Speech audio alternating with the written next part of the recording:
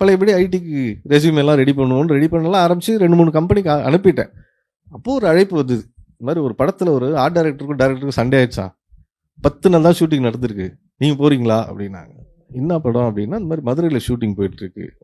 இதுக்கு முன்னால் சமுத்திரக்கனி கோயில் ஒர்க் பண்ணிட்டு இருந்தார் அசோசியேட் டைரக்டராக. அவர் ஸ்ரீலங்காவில் இருக்கும்போது சொல்லுவார், எங்கள் அண்ணன் ஒரு படம் எடுக்கிறார், அப்படியே செதுக்குவார் சார் அப்படின்ட்டு.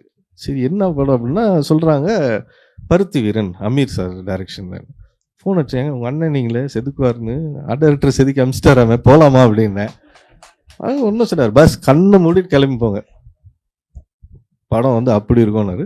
அதே மாதிரி கண்ணை மூட்டு கோயம்பேடு பஸ் ஏறி நேராக மதுரைக்கு ஒரு 4 செட்டு ட்ரெஸ் எடுத்துகிட்டு போயாச்சு. சரி கூப்பிட்ருக்காங்களே படம் தானே அப்படின்னா 2.5 வருஷம் எடுக்கிறாங்க எடுத்துக்கிட்டே இருக்காங்க. எப்போ முடியும்னே தெரிய மாட்டேங்குது. காலையில் எங்கே நடக்கும் தெரியாது. அப்படியே காரில் கூட்டு போய் இறக்கி விடுவாங்க.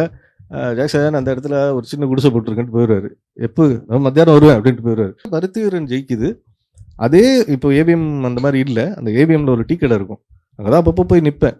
அதே டீ கடையில் போய் நிற்கிறேன். சார் என்ன சார் நீங்கள் இங்கே வந்து டீ சாப்பிட்றீங்கன்றாங்க. டேய் போன வாரம் வரைக்கும் இங்கே தான் டீ சாப்பிட்டு. ஏன்னா ஒரே ஒரு ஹிட்டு, 3 படம் போச்சு, அந்த ஒரு படம் ஹிட்டு அப்படியே மாற்றி விட்டுருச்சு.